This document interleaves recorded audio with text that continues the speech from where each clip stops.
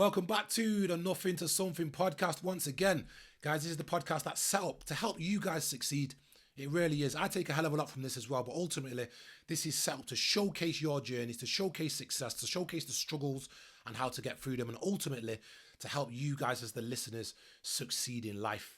Guys, today we've got a special one. I'm going to set you up for success once again. This is all about morning routine.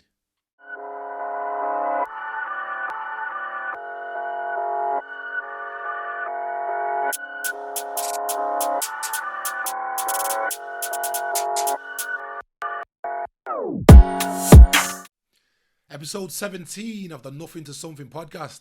Guys, where's it gone? 17 episodes already. Absolutely flown. Massive thank you at this point to everyone who's featured on the podcast so far. I've absolutely loved having the conversations, and I've personally taken loads away that I've implemented into my life, and it's made serious improvements. So hopefully as listeners, you guys have done the same. And again, massive thank you to everyone who's featured so far. Loads more to come. Right, in this episode, I'm going to keep it short and sweet. It's going to be very similar to episodes I've done before. Previously on fitness fundamentals, which was all geared around setting you up for success with your fitness journey, and also the last episode, which is a proven success framework to set you up for success in life, professionally, whatever it is you want to succeed in. So in this one, we're going to talk about morning routine. We're going to talk about setting you up for success every single day with a successful morning routine. For anyone who knows me personally, or anyone who knows me even through the podcast across the last 17 episodes, I'm a high energy person. I vibe off people. I try to keep it high energy. I'm get up and go get after it. I'm also someone who likes facts and figures. I like things that are backed by science. So much so that if it's backed by science, I'm in. Hence why I love the Huberman Labs podcast so much. Now, a lot of the stuff I'm going to get into today, I'm going to give you the facts and figures, the fundamentals, but the science behind the things that I'm going to say as well. So tune in. We're going to set these mornings up for success, and everybody can take something away from this. So, without further ado, let's go. So, starting out, if you win your morning, you win the day. Even if everything else goes tits up after you've implemented your morning routine, you've done something worthwhile with your day. We live in an information age where you can either wake up tired 5 minutes before your alarm, and then first thing you do is scroll through social media, endlessly looking at people's pictures and silly stuff. Or you can use the content that's available, like this podcast, and things that are going to progress you and develop you as an individual, and implement those things into your daily life. So what we're going to do today is give you the fundamentals for setting up your mornings for success. I'm an early person. I'm a 5 a.m. person. I'm a person who gets out and gets after it.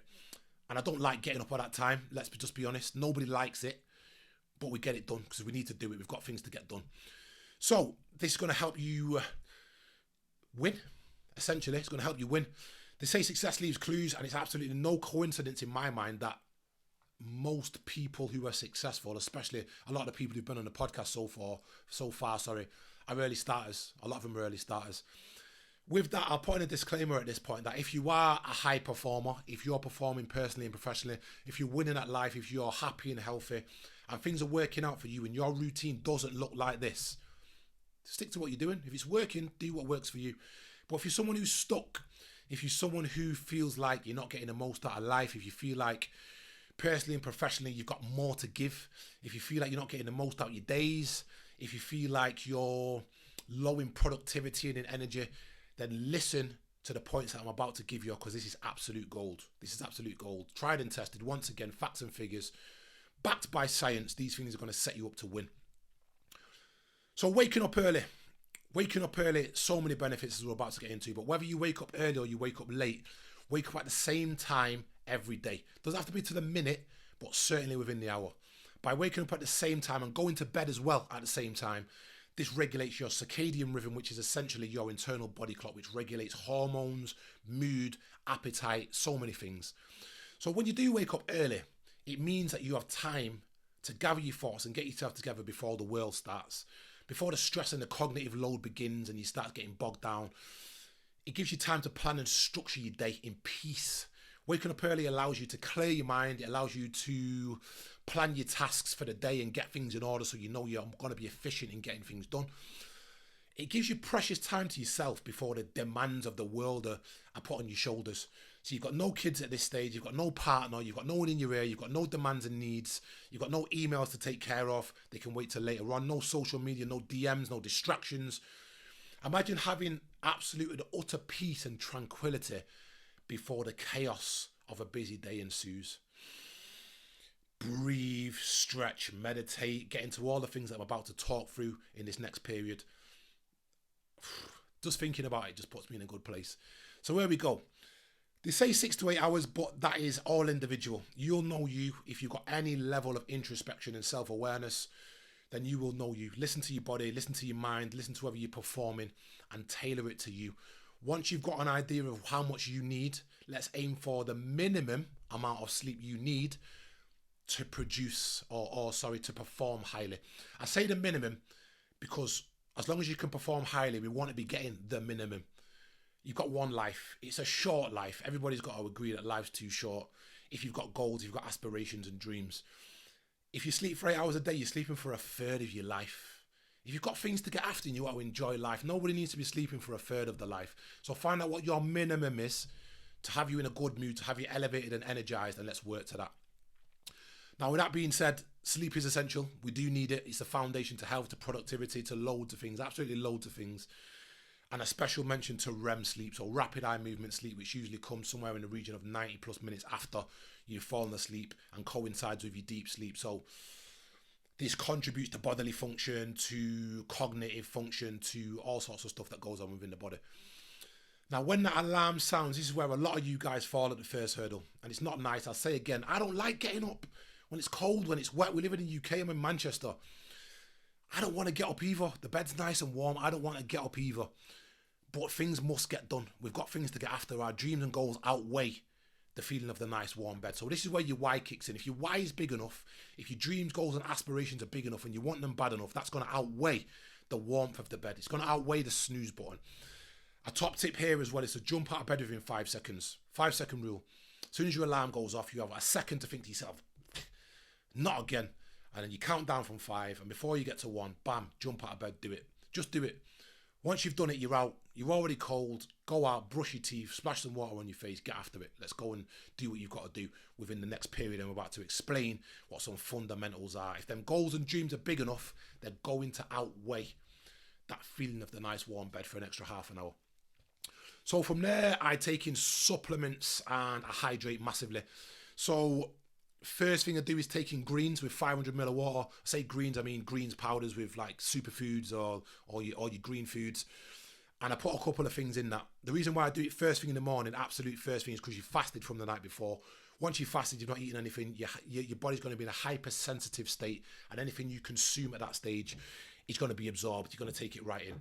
So what I do with my greens is I add in some supplements, as I just said there. I put in a small scoop, the little small scoops, half a scoop of Himalayan pink salt, just to absorb the water into the muscles and into the tissues, because you can still drink loads of water and still be dehydrated if you're not absorbing it properly. I also take L-tyrosine, which not a lot of people know about. It's a precursor to a lot of things, to epinephrine, norepinephrine, to dopamine, and some other neuromodulators within the body. So going on a bit of a tangent, what your neuromodulators do is they create within the body sort of wakefulness, alertness, brain function, feeling of well-being, all these things that are the good things to be happening first thing in the morning are going to set you up for success. They'll reduce sluggishness, they'll get rid of some of that tiredness, and they'll leave you in a good position to crack on. With that, I also drop in some creatine, which newfound studies have shown that there's benefits for brain function as well as the physical stuff and the gains and all the bro science. So I drop a scoop of creatine into there daily as well. But back to the neuromodulators. The neuromodulator stuff happens naturally within the body anyway. And when it happens naturally, your waking hours early in the day, you're at your highest levels naturally, never mind the precursor with the L-tyrosine. So during your first cycle of the day, let's say waking up to, let's say, 9 hours awake, dopamine, epinephrine, etc. are at their highest levels. During the second stage of the day, all that peak stuff and alertness and wakefulness and all that stuff we just talked about drops off a little bit and starts to decline, and things like serotonin kick in. So serotonin, a little bit different again. Excuse me. Serotonin's a neurotransmitter. Some people will call it the happy hormone, and this is something that plays a key role in brain and body function, in mood, in sleep, in digestion, in all sorts of other stuff that's going on within the body. But these things, for my money, are better placed, for lack of a better phrase, to be coming in later in the day when you start to wind down and you're starting to chill and you're starting to be in a more of a less of a hypersensitive state where you don't need to be go and get after it. So the timing, the natural timing, is spot on. Now, back to the supplements. Sorry, I went on a bit of a tangent there, and the reason why I've gone on a bit of a tangent, just to give you, as I said before, a little bit of the science and the why. It's always good to know why. So just to give you a little bit of a why behind you doing, the reason for you doing the things you're doing, and why it's good to have them things in place for your productivity in the mornings. Now, back to the supplements. I do take other supplements personally. Other supplements I take before bed, and for good reason.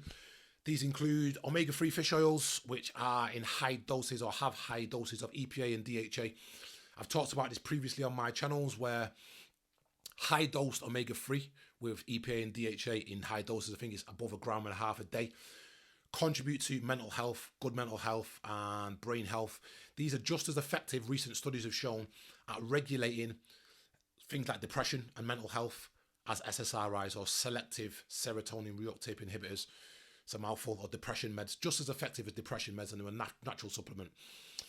Now, I take those before bed with ZMAs, which zinc, magnesium and a few other bits, just to sort of regulate my mood, get me into that chill zone. I also take ashwagandha again, which is a bit of a mellow one, and that sort of works its magic throughout the course of the night before we get through the night and we get into the morning supplements I've just talked about previously. So take what you will from those. Hopefully you've got a bit of a reason why, but take what you will from the supplements I've got there and maybe drop them into your own routines. So yeah, that's the why. As I talked about earlier on, it's always good to know the why and the science behind the reasons why we're doing the things we're doing. Now, we talked about the supplements. We talked about hydrating first and foremost. The hydrating is absolutely pivotal because it's going to increase all your functionality, brain function, physical function, hydrate, etc.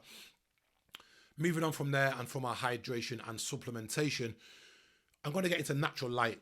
So something I've talked about from someone I love listening to personally, Andrew Huberman on the Huberman Labs podcast. They talk a lot about natural light exposure, and this has been tested a lot in recent years, and the studies have unequivocally shown that there's massive, massive benefits to it. So if you can take in natural light, which is hard, I live in Manchester, it's dull and dark most mornings, so you can take in some form of natural light early in the day for as little as 10 to 15 minutes. This can regulate your circadian rhythm. Talked about circadian rhythm early on with going to sleep and waking up at the same time. So circadian rhythm's like your natural body clock. It can regulate that. It can lead to better sleep at the night time, better overall health, better mental health, better performance and cognitive function, physical function, all sorts of stuff. If you can't get natural light because you live somewhere that's dull and dark like myself in Manchester most of the time, you can mimic this. It's not as good as the natural light, but you can mimic this with some form of synthetic light, white lights from ring lights, from anything that's really bright. If you put that at an eye level, above eye level, that's shining down just to simulate, that'll give you a similar thing. But that's regulating a lot of things naturally within the body by getting natural light first thing in the morning. From there, let's move on to meditation and stretching. Now, some will argue that these will be done separately, but I like to keep it efficient. And unless I have got a massive need for either of those, because I've got a lot going in my life physically to stretch off, or mentally where I need to spend a good amount of time meditating, then I throw them together. I exercise, which I'll get to next, but pre-exercise, I warm up for about 4 to 5 minutes, get the blood flowing, and then I focus on my breathing while I stretch and do some activation stuff.